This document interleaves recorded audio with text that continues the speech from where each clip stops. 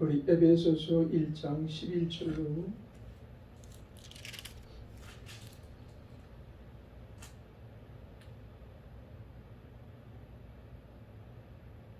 19절까지 읽겠습니다. 11절로 19절까지. 10절부터 읽읍시다. 10절부터 19절까지입니다. 시작.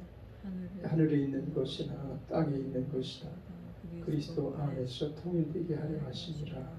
모든 일을 그 마음의 원대로 역사하시는 뜻자의 뜻을 따라 우리가 이 종을 이고 그 안에서 기업이 되었으니 이는 그리스도 안에서 전부터 바라던 우리로 그의 영광의 찬송이 되게 하려 하시니라.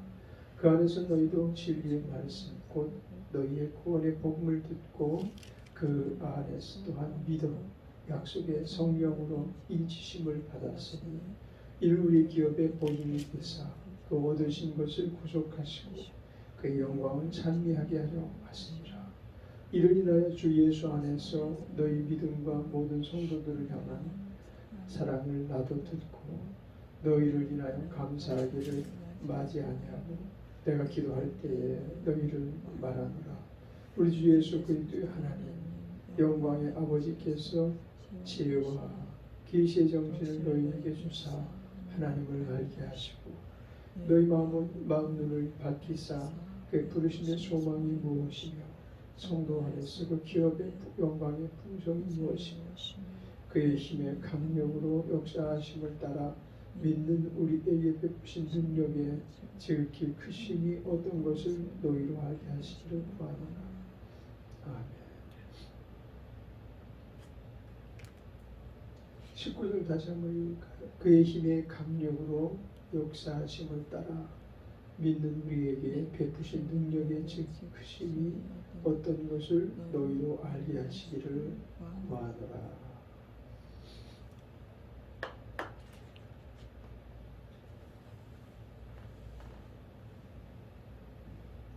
제가 에베소서를 읽을 때마다 그 은혜 안에 감추어진 신령한 복이 얼마나 큰 것인가, 또 은혜 안에 감추어져 있는 우리를 진정으로 변화시킬 수 있는 말씀들이 얼마나 소상하게 아주 정난하게 많은 사람들을 깨우치게 하고 돌이키게 하였을까라는 생각을 하면서 특별히 에베소서를 읽으면 참 그런 의미에서 감사가 넘칩니다. 그 안에서 우리도 물론 포함되어 있고요. 우리는 처음에 그 신앙생활을 수목금 교회에서 했기 때문에 에베소서보다는 좀 이제 종말론적 입장에 있는 말씀들이 우리에게 처음으로 우리 마음을 열게 하는, 또 하나님이 계시구나, 하나님의 역사가 예언과 예언을 통해서 성취된 그 많은 역사가 지금도 실제적으로 집행되고 계시구나, 그런 생각 많이 했죠. 이 요한계시록을 통해서 우리가 처음 신앙 시작했을 때 요한계시록 강의가 항상 아주 시작될 때 우리가 그 신앙생활이 시작됐고, 그래서 당시에는 이제 예수님께서 곧 오실 것이다, 우리가 정말 예수님 만날 때가 멀지 않았다라는 생각을 많이 했죠. 그리고 정말 구름 한 조각이라도 예수님 타고 오시는 구름이 아니겠는가, 그런 생각을 하면서 하늘을 쳐다보기도 하고 그랬습니다. 그것이 이제 지금으로부터 한 30년이 지난 시간 전에 우리가 있었던 예수님을 만난, 그리고 예수님을 처음 사랑했던 그 시기였던 것 같아요. 그때 이제 복음성가들이 막 가슴을 울리는 복음성가들이 많이 나왔는데, 또 우리의 심령을 막 그냥 부서뜨리는 그런 그 복음성가들이 많이 나왔었죠. 지금 복음성가들은 좀 현대적인 음악의 영향을 받아서 음률은 좀 감미로워도 가사가 지닌 뜻을 나이 먹은 사람들 혹은 우리 세대에 속하는 사람들은 아마 좀 듣기가 거북할 정도로 이것도 찬송인가, 이것도 복음서 CCM인가 그런 생각이 들 것 같을 정도로 많이 바뀌었어요. 그때는 가사 하나하나가 은혜스럽고 그 가사로 말미암아 마음이 계속 이렇게 심쿵심쿵하고 쿵쾅쿵쾅하고 어떤 때는 막 짜릿해져가지고 눈물을 흘리기도 하고 그랬는데 어떻게 새롭게 하소서 보면서 얼마나 그냥 온 마음이 요동을 치고 눈물이 막 쏟아지려고 하고 그러는지 그런데 남자 체면에 울지는 못하고 많이 울고 싶었어요. 그냥 막 눈물이 막 절제가 안 될 정도 한 번 쏟아지면 눈물을 멈추지 못할 것 같더라고요. 그리고 막 어깨를 들썩거릴 것 같고 그래서 그것을 많이 억제를 하느라고 했었는데 사실 그 하나님이 그와 같은 것을 왜 그렇게 우리가 또 이렇게 눈물이 막 나는가 하면 예수님을 처음 만나던 시절 그 아이들처럼 정말 오갈 데 없이 너무 힘이 들었잖아요. 도망을 다니면서 빗장이들이 찾아오면 어떻게 할까. 가족은 풍지박산 돼가지고 아이들하고 사모는 친정집에 가 있고 나는 채무자들을 피해서 이제 왔다 막 여관에서 모텔에서 있다가 결국 이제 그것이 기화가 돼서 몰래 기도원에 들어갔던 것이 예수님을 만나고 거기서 그렇게 울었어요. 예수님을 만나고 어깨를 들썩거리면서 그 수많은 사람들 앞에서 울고 그리고 죽어가는 그 사람들이 앞에서 하늘 가는 발길을 보면서 그 옆에 삥 둘러서 있고 숨이 넘어가고 그리고 임종하는 그런 모습을 보면서 그런 어려운 상황에 너희 가족들이 어떻게 저렇게 얼굴에 근심빛이 없고 죽는 사람은 어떻게 저렇게 평안하게 죽을 수 있을까라는 거에 대해서 아마 처음 목도한 현장이 그때였었어요. 형님 돌아가셨을 때 물론 형님이 교통사고로 돌아가셨을 때에도 짠한 마음이 있고 그때는 이제 그 목사님이 하시는 말씀이 너무나 아주 마음을 뒤흔드는 그런 그러나 그냥 멀리서 잔잔하게 막 물결 치듯 그렇게 마음에 스며드는 그런 내용이 있었지만 이제 충격적인 그런 주님과의 만남의 시간 그리고 회개하고 나의 살아왔던 삶 부정적인 모든 모습들이 담겨있던 삶들을 다 주님 앞에 내려놓고 쉬어라. 그리고 나는 일찍 부모를 여였지만 정말 나에게 이런 귀하신 부모님이 계셨구나. 그러면서 이제 또 다른 자신감, 또 다른 어떤 세상을 향한 그 소망. 그때는 하나님을 향한 소망이라기보다 세상에서 다시 재기할 수 있다라는 그런 힘, 에너지 이런 것들을 많이 공급받았던 것 같아요. 근데 하나님께서 다시 무슨 재정적인 그 어떤 축복을 허락하셔서 그 길로 입신 출세를 하거나 또 힘들었던 시기를 돌이켜주시지는 않았지만 그때 이후로 믿음이 날마다 성숙하고 성장하게 된 계기는 그 말씀에 이끌리면서부터 되어졌던 것 같아요.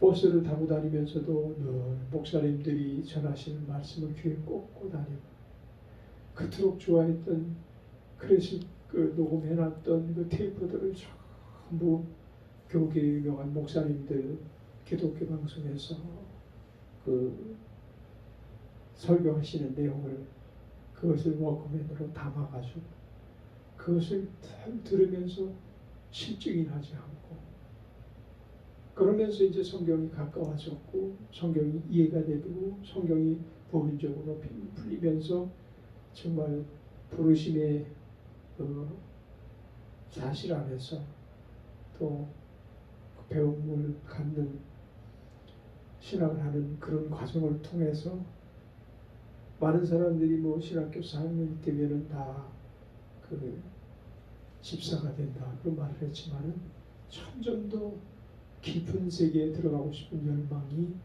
끊임없이 갖춰졌던 것들이 그때 이제 사사롭게 읽었던 갈라디아서나 뭐 빌립보서, 에베소서 이런 내용의 아주 짧은 말씀, 긴 말씀, 구약의 그런 말씀에서는 큰 은혜가 안 되고 짧은 말씀, 거기다 이제 사복음서를 읽으면서 때로는 읽으면서 울고 읽으면서 또 지하철에서 성경을 읽다가 울면서 하나님이 나를 이렇게 사랑하셨는가라는 그런 사실 앞에 정말 세상은 온데가 되었고 주님만 보였던 그런 시절 지나서 이제 오늘에 이른 것 같아요. 그동안 하나님과 나 사이에 가로막혔던 담이 얼마나 견고하고 두터웠으면 출생부터 그랬죠. 태어나서 3-4살 될 때 어머니가 그 무속인들에게 속아서 이 아이가 부모를 하나 가지고 살아서는 안 된다. 하나를 가지고 살아서는 안 되니까 다른 양어머니나 양아버지를 둬야 될 것 같다. 그래가지고 무당의 아들로 또 입적이 되잖아요. 그래서 입적이 돼가지고 무당 아들로서 호족상은 어머니 아버지의 아들이지만 막내 아들이지만 그분들의 사랑을 받았지만 또 양어머니로서 무당이 있었는데 그 무당의 얼굴은 기억도 안 나고 무당을 만난 일도 없어요. 그냥 어머니와 그 사람과의 계약이었었죠. 그리고 이제 어머니가 그 불교에 심취하셔가지고 돌아가시기 전까지도 철저히 불교인으로서 돌아가셨고 우리 가족이 그래서 그 영향으로 우리 큰누님도 오만 그 우상들을 안방에 다 차려놓고 거의 그 중방불하게끔 열정적으로 불교를 믿던 그런 집안 내력 때문에 그런지 정말 하나님과는 너무나 가로막힌 담이 두터웠던 거죠. 근데 그것이 무너진 게 정말 기적 같았어요. 어느 날 갑자기 무너져서 우리 셋째 누님이 늘 그 절에 데리고 다니면서 청년 시절에 같이 절밥을 먹으면서 절에서 해주는 나물 먹고 떡을 싸가지고 오고 뭐 한 달에 한 번씩 꼭 가고 그랬으니까 광화문에 있는 그 절을 다니면서 점점 더 두터워졌죠. 그래서 한때는 절에 어떻게 들어가서 그냥 사는 것은 괜찮겠는데 그런 방법이 어떤 게 있을까 그것까지 생각을 해봤었으니까 만만치 않은 세월을 보냈는데 하나님께서 거기서 건져내신 것이 얼마나 놀라운 역사인지 그래서 그렇게 경제 공동체가 무너지면서 그냥 막 도망다니고 쫓겨다니고 그랬던 일들이 결국은 하나님을 만나게 됐던 계기가 됐던 거죠. 누구든지 이렇게 하나님과 통일되지 못한 삶을 살던 자들이 하나님을 만날 때 그런 어떤 신기하게 놀랍게 하나님이 적극적으로 개입하는 시기가 있어서 그때 그렇게 생각이 때가 이르면 하나님께서 꼭 예정하신 사람들을 부르시는 때가 이르면 하나님은 그때부터 열성적으로 그 전에는 방치한 것 같고 방관한 것 같고 말할 수 없는 고통과 어려움이 있었음에도 불구하고 갑자기 내가 너를 잊어버렸네. 내가 너를 왜 잊어버렸을까? 그러면서 꼭 오시는 것 같을 정도로 갑작스럽게 오셔서 우리를 놀랍게 변화시킵니다. 누구든지 아마 그런 경험을 다 갖게 될 거예요. 예수 믿으면서 에베소서 1장 5절처럼 그 기쁘신 뜻대로 우리를 예정하사 예수 그리스도로 말미암아 자기의 아들들이 되게 하셨으니, 이 사건에 연루되기 시작하면 그때부터 이제 은혜 안에 담긴 것이 너무나 달콤하고 그것들이 너무나 좋아서 성경을 파게 되고 말씀을 듣게 되고 예배 모임에 열심을 품게 되고 그런 시기를 거치죠. 사도 바울이 아라비아 광야에서 3년이라는 세월을 주님과 오직 주님과 대면하여 거기서 홀로 교육을 받고 더 심층적으로 우리 주님을 깊이 이해하는 수준이 된 것 같이 우리 개개인도 그에는 미치지 못하지만 그에 못지않은 충격적인 하나님과의 만남이 꼭 필요한 것입니다. 하나님께서 가정교사가 되주시는데 그러기 위해서 우리가 먼저 믿음의 고백을 해야죠. 그래서 12절에 12절인가요? 네. 그 안에서 에베소서 1장 12절 13절에 그 안에서 너희도 진리의 말씀 곧 너희의 구원의 복음을 듣고 그 안에서 또한 믿어. 이 과정이 꼭 필요해요. 구원의 말씀을 듣고 구원의 복음의 말씀을 듣고 그 복음 안에서 믿어서 믿음을 가지고 나서부터 약속의 성령으로 인침을 받는, 이것이 이제 성령의 기름 부으심을 받고 성령의 세례를 받는 과정이죠. 우리가 처음에는 예수님이 살아계신 것을 알고 하나님의 아들 되신 그분이 십자가에서 우리의 모든 죄의 사함을 위하여 모진 고통과 형벌을 받으시고 돌아가시기까지 하면서 우리의 죽음으로부터 주님의 부활하심처럼 다시금 새 생명을 주시는, 영생의 생명을 주시는 하나님 자녀 되는 자격을 부여하신 다음에 그 다음에 이제 그것이 너무나 귀하기 때문에 예수님의 가치가 너무 크기 때문에 성령님께서 우리 개개인 안에 오셔서 그 예수님의 가치가 퇴락되지 않게 하시려고 함께 연합하시는 거예요. 물론 하나님께서 우리를 사랑하시고 우리 개인을 사랑하시고 또 존귀히 여기시는 것이 틀림없지만 그것만 가지고는 성령님이 우리 안에 내주하실 수가 없으시죠. 어떤 사람들이 성령님의 내주하심을 받는가 하면 예수 그리스도로 말미암아 확실하게 하나님의 자녀가 된 세례를 받은 자들이 성령의 세례를 받고 우리는 그것을 불세례라고 말합니다. 그리고 그 뒤에 이제 성령의 인치심 안에서 하나님의 사랑을 깨닫는 가정교사가 친히 되셔서 개인적으로 우리 주님과의 만남의 시간도 주선하시고 또 큰 깨달음의 시간 또 연단의 시간, 교육하신 훈련의 시간을 꼭 같이 하시죠. 한참 이제 첫사랑에 막 갈망하고 갈급한 심령으로 우리가 이제 기도원에 막 다니면서 집회, 철야 집회하고 또 새벽기도 나가 새벽기도에서 은혜를 받고 그러던 시절, 그러기 전에 이제 첫 번째 금식하고 집으로 돌아왔죠. 기도원에 가서 첫 번째 3일 금식하고 돌아와서 그때에 이제 자다가 침대에서 제가 불을 받는 그런 경험을 했죠. 근데 한여름이었는데 막 거기서 선풍기를 틀어놓은 그 방에서 우리가 자고 있었는데 막 뜨겁다고 뜨겁다고 하면서 막 자다가 일어나서 막 내가 깨서 그러고 사모님과 놀라서 깨고 그랬을 거야. 같이 우리가 이렇게 막 놀라서 이 사람이 무슨 큰 병 걸린 거 아닌가 뭐 그런 생각도 혹시 했을지 모르겠어요. 그것이 알고 보니까 성령님께서 더 뜨겁게 은혜를 주시는 한 장면이었던 것 같아요.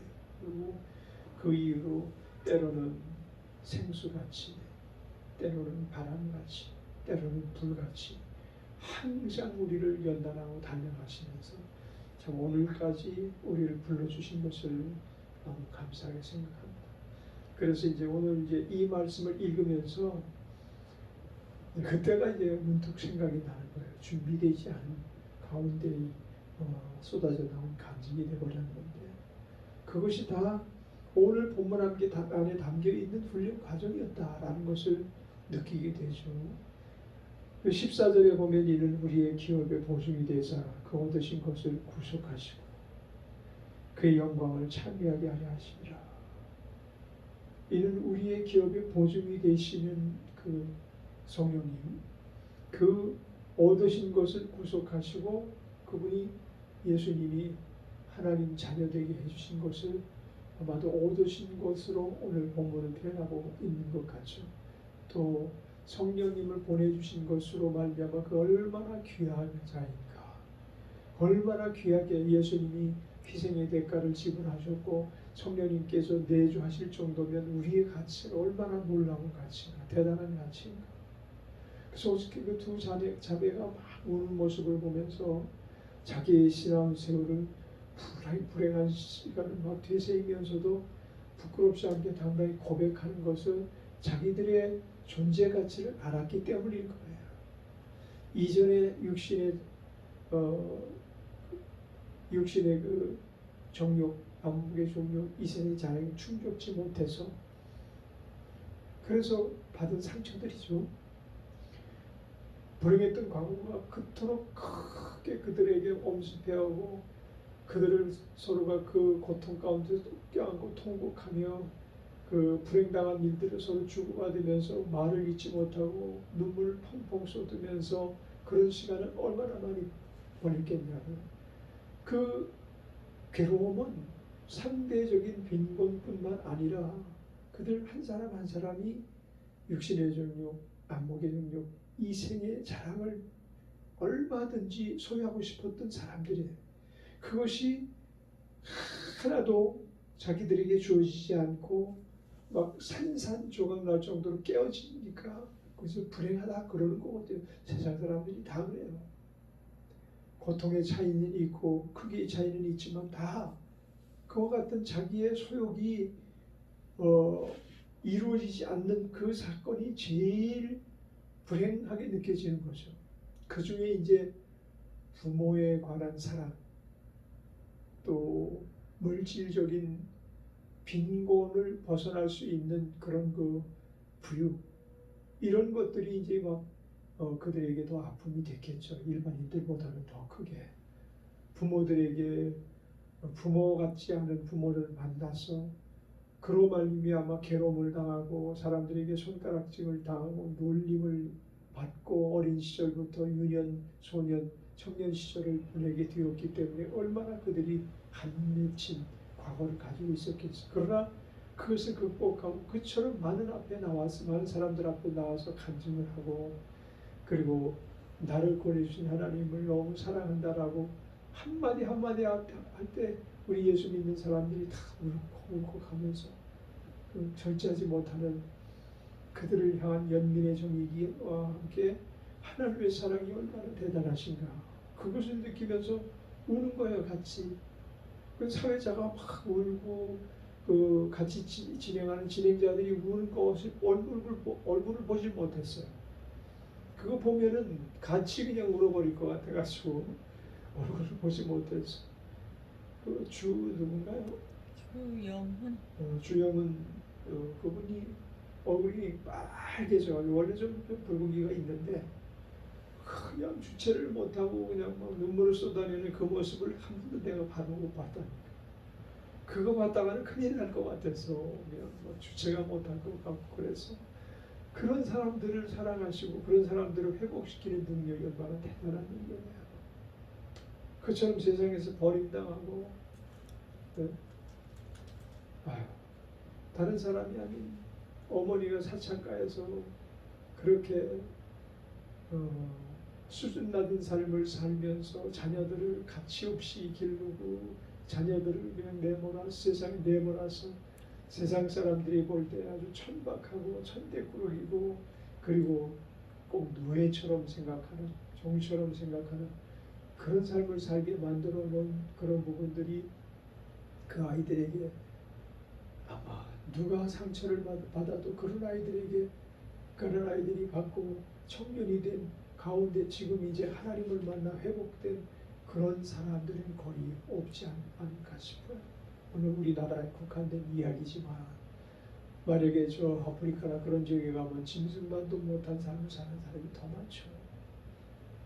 다만 우리나라가 이제 잘 살게 되었기 때문에 상대적으로 그들이 더 괴로운 거죠. 우리가 6.25 막후에 얼마나 사람들이 헐벗고 굶주렸어요.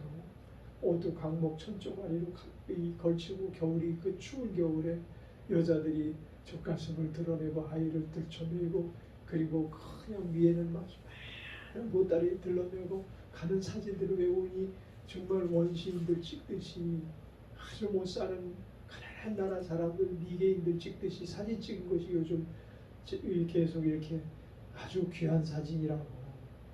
서울 광화문 내거리에 그 한복 입고선 지팡이 짚고 혹은 공방대를 담배를 연신해대면서 피우대면서 옷이라고는 오직 흰 광목 천으로 두른 것들로 온 백성들이 다 그렇게 살고 있어서 백이민족이라고 그러지만 그걸 어찌 백이민족이라고 많은 사람에게 얘기할 수 있겠어요.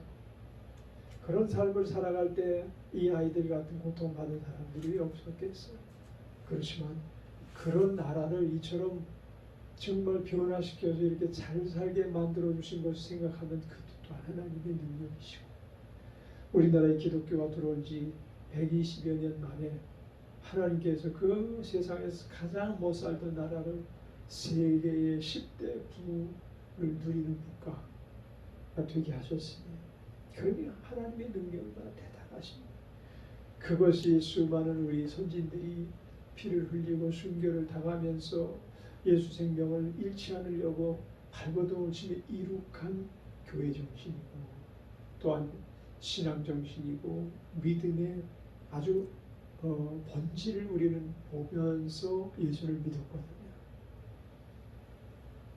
그런 것들을 교훈을 늘 받으면서 예수를 믿은 것이 우리도 축복이에요.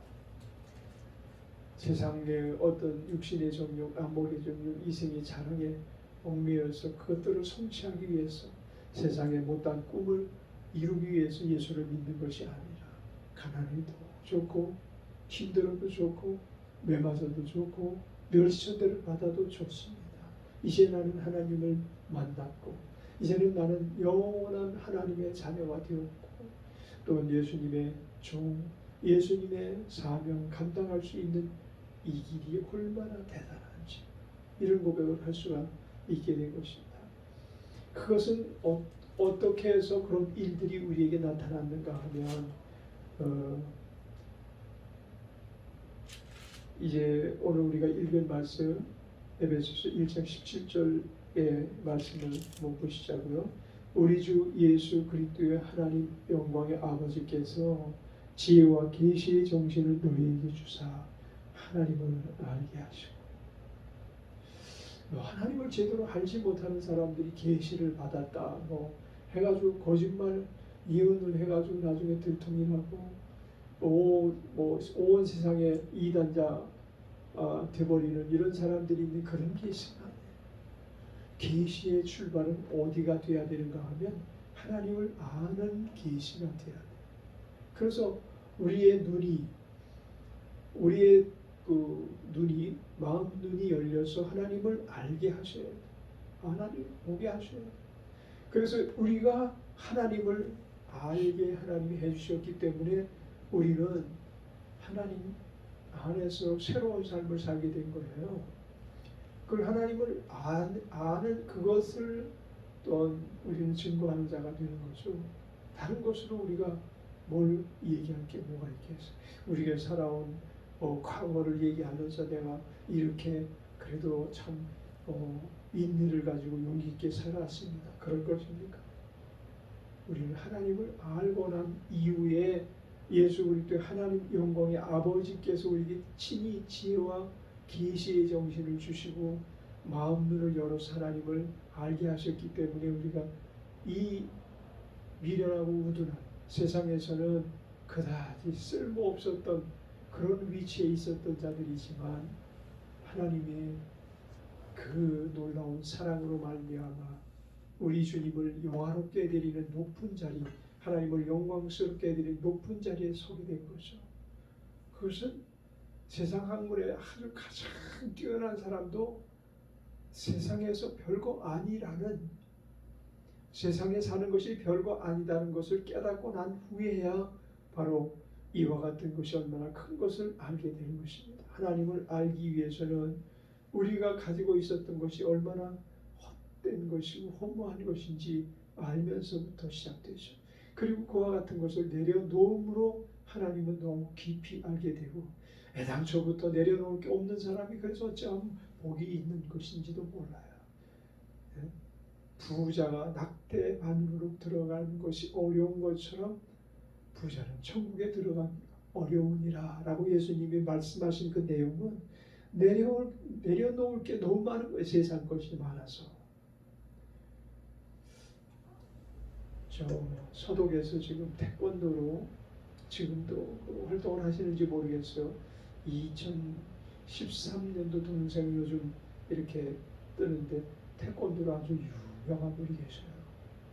그 지부가 한 70여 개가 된다고 하니까 굉장한 분이죠. 근데 이 놀라운 것이 이분이 사람들 앞에 쭉 막 금지배에 있는 그 앞에 막 세멘트 한 10cm 되는 세멘트의 벽을, 그거를 한 높이가 자기 키보다 조금 낮을 정도로 높이 쌓아가지고 그런 무리들을 한 20개를 쫙 이렇게 펼쳐놓고 거기서 이 자기 몸에 극대화된 어떤 운동력을 막 끄집어내가지고 이 쌓아놓으면 한 24개가 되는 것 같아요. 그거를 갖다가 이 머리로 그냥 그대로 다 깨뜨리면서 그런데 그분은 그 서독에서 아주 유명한 태권도 사범이고, 그분으로 말미암아 수많은 사람들이 그 태권도를 많이 배우고 우리의 스승님이라고 하고,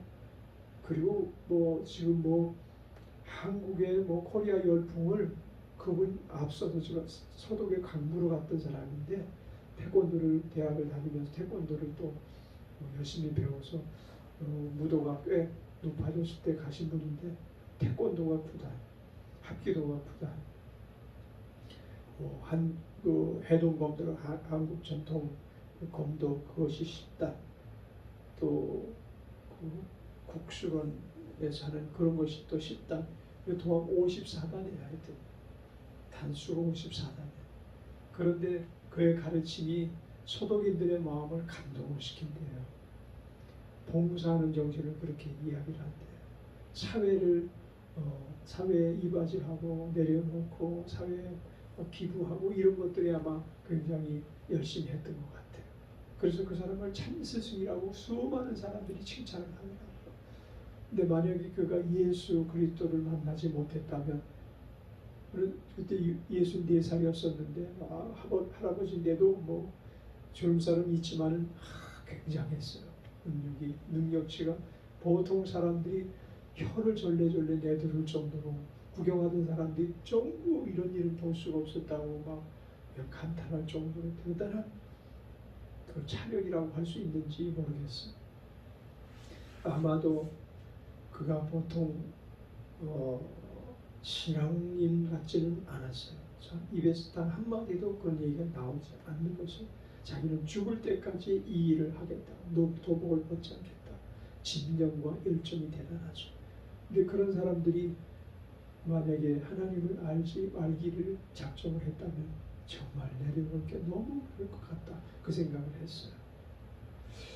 저 사람은 저렇게 영광스러운 자리에 있고 저렇게 높은 자리에 올라갔으며 자기가 그 열정적으로 자기를 개발한 그 노력의 대가를 세상에서 저렇게 많이 받고 있으니 어떻게 저가 예수를 믿을 수 있을까, 그런 생각이 아주 절로 들더라고요. 영상을 보면서 자기의 힘의 강력으로 역사해서 무엇을 추구해 나가는 게 아니에요. 우리는 자기가 수련을 하고 또 연마해서 돌을 닦고 우리가 우리의 크기를 점점 높여가는 게 아니에요. 본문에서 그것을 알기를 원하는데 너희 마음 눈을 밝혀서 그의 부르심의 소망이 무엇이며 성도 안에서 기업의 영광의 풍성이 무엇이며 그의 힘의 강력으로 역사하심을 따라 믿는 우리에게 베푸신 능력의 지극히 크심이 어떤 것을 너희도 알리하시기를 구하노라. 그래서 우리가 하는 그 모든 일들이 우리가 어떤 노력을 하는 수동적인 그런 역사를 불러오는 게 아니고 능동적인 역사를 불러오는 게 아니고 오직 우리는 수동적인 예수 그리스도로 말미암아 온 그 힘의 크기와 능력의 크기가 어떠한 것을 알아 그의 영광을 돌리는 삶을 살아야 된다. 성취된 그 어떤 것 하나도 우리가 소유할 것이 없어요. 우리는 오직 그분에게 충성하고 그분의 뜻을 따라서 그분께 영광을 돌려 드릴 수 있는 자가 되길 바랍니다. 작은 일이라도 우리에게 주어진 것이 이게 정말 세상에 불의한 원수마귀가 공급하는 일이 아닌 것이 분명하고 우리가 마음 눈을 밝혀서 하나님이 알게 하신 그 이치와 지혜를 따라서 이것이 하나님께서 내게 감당하라고 주신 일이구나 라고 생각하면 이것은 등이 하나님께서 그 크신 능력으로 우리에게 허락하신 것이니 우리가 걱정할 바가 아니라 하나님께서 능히 이루어 주시리라. 그 믿음을 따라 그 능력의 크기가 우리에게 전달되어지는 것을 우리는 전혀 느끼면서도 알게 되지 않겠는가. 오늘 우리는 그 능력이 그리스도 안에서 역사하사 죽은 자들 가운데서 다시 살리시고 하늘에서 자기 오른편에 앉히사 모든 정세와 정사와 권세와 능력과 주관하는 자와 이 세상뿐 아니라 오는 세상에 일컫는 모든 이름 위에 뛰어나게 하시고 또 만물을 그 발 아래 복종하게 하시고 그를 만물 위의 교회의 머리로 주셨느니라. 교회는 그의 몸이니 만물 안에서 만물을 충만케 하시는 자의 충만이니라. 이것이 우리 하나님께서 모든 인생들을 하나님 나라로 초대하는 초대 장소이니 연회장이니 이곳에서 우리는 천국의 기쁨을 먼저 우리가 알아야 됩니다. 하나님을 알지 못하고서는 하나님을 알릴 수가 없는 것입니다. 그러기 위해서 하나님을 알기 위해서 두 가지 세례를 받아야 되는데 물과 성령의 세례를 받고 성령의 인치심을 받아야 그 믿음이 살아있는 믿음이 되게 되는 것입니다. 우리는 오늘도 우리 안에 하나님이 살아계시고 그로 말미암아 그 생성된 살아있는 믿음을 가지고 세상을 넉넉히 이기는 자로서 존귀하게 우리 하나님께서 다시 세워준 자로서 살아나가게 되시기를 주의 이름으로 축원합니다. 기도하겠습니다. 사랑하신 하나님 감사와 찬양과 영광을 돌려드립니다. 우리 주 예수 그리스도의 크신 베푸신 능력과 은혜를 소상하게 오늘 우리가 읽은 말씀을 통해서 능히 깨달을 수 있는 시간을 갖게 하시니 감사합니다. 우리 하나님, 우리를 다스리는 분의 크기가 얼마나 크고 우리의 힘이 되시는 원천이 되시고 우리 삶의 본질이 되시는 하나님께서 우리를 얼마나 존귀하게 여기시는지 가치없는 세상에 매달려서 썩은 동아리줄에 매달려서 언젠가 끊어져 나락으로 떨어질 수밖에 없는 것에 연연하지 말고 견고한 주님이 묶으신 줄에 얽매여 살아가는 우리들이 되게 하여 주옵소서. 감사 찬양 주께 돌리며 예수님의 이름으로 기도드렸습니다. 아멘.